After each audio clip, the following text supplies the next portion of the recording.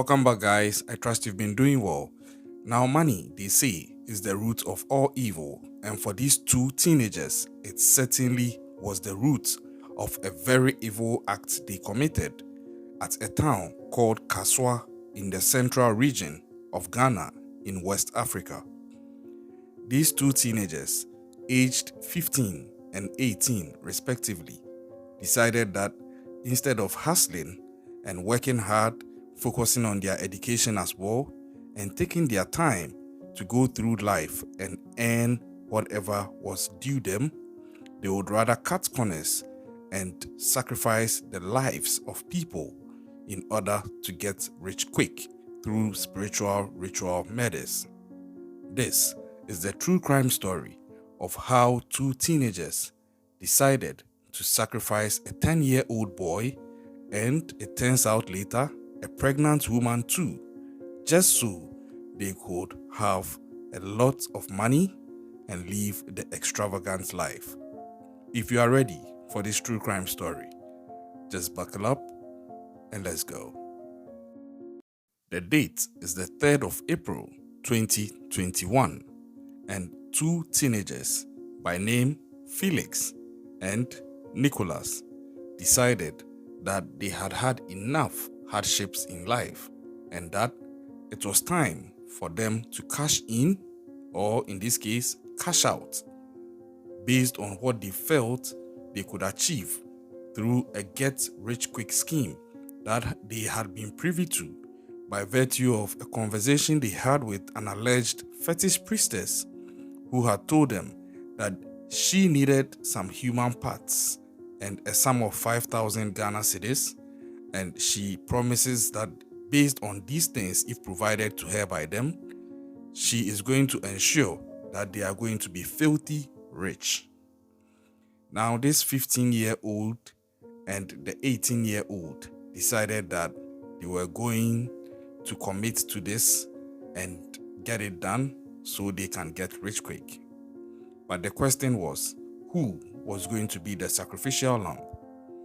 I'll pause on this and elaborate more on the concept of ritual killings for money here in Africa, just in case it's a new concept to you.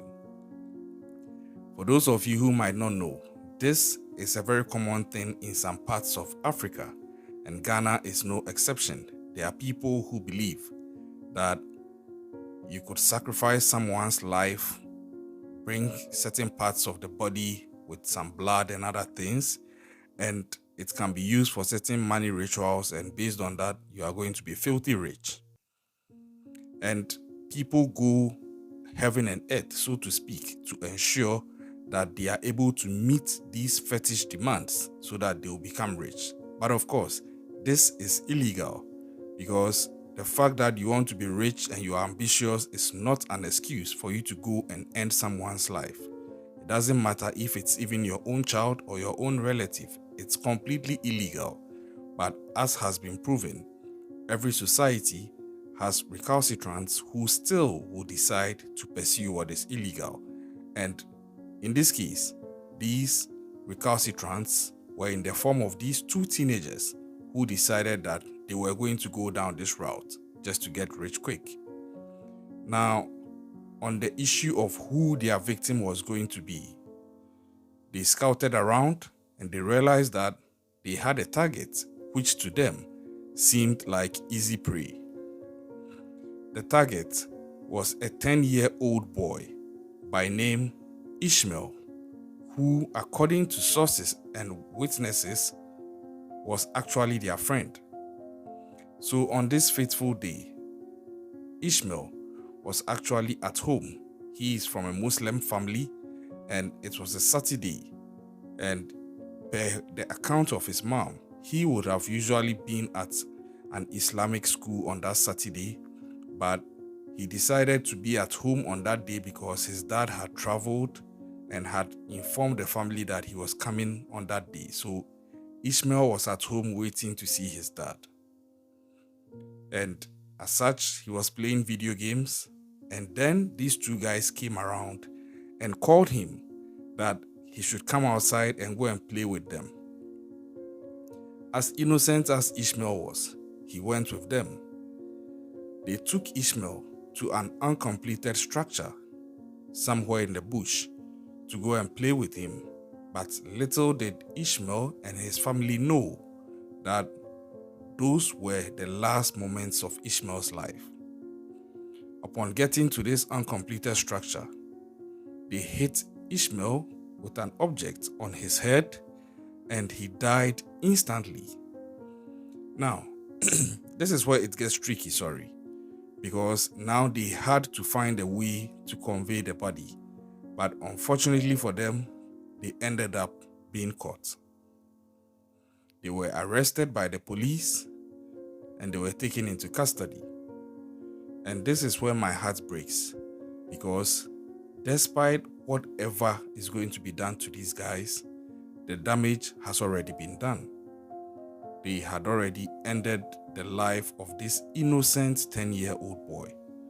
And if you look at pictures of him and his mom, it's so heartwarming.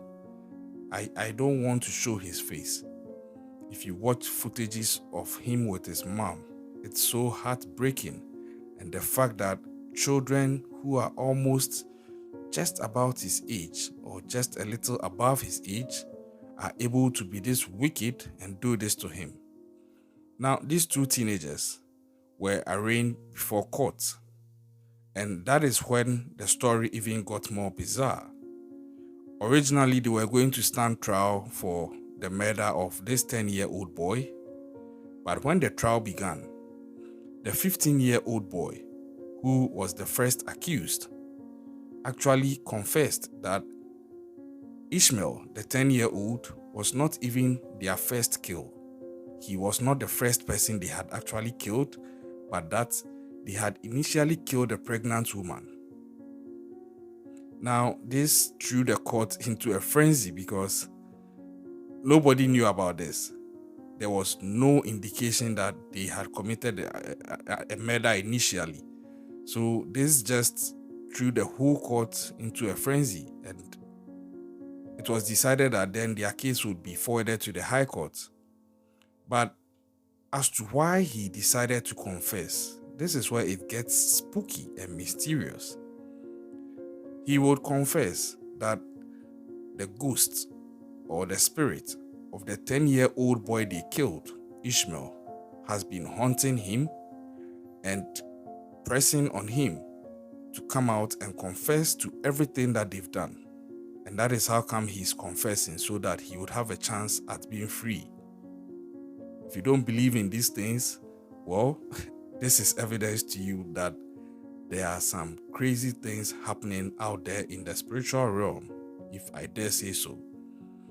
The case is still ongoing, but as at now, the body or the remains of the young 10-year-old Ishmael has since been buried, but his family has promised to pursue this case to the very end, and I support them for that. I'm looking forward to the case being brought to an end and justice being meted out in a way. But like I said earlier, the harm has already been done. That is what breaks my heart, because whatever sentence is given to these guys, it will still not bring Ishmael back. That is not to say they should be left off the hook, but all I'm trying to say is sometimes I feel that whatever is done is still not fully enough, because the life has already been lost.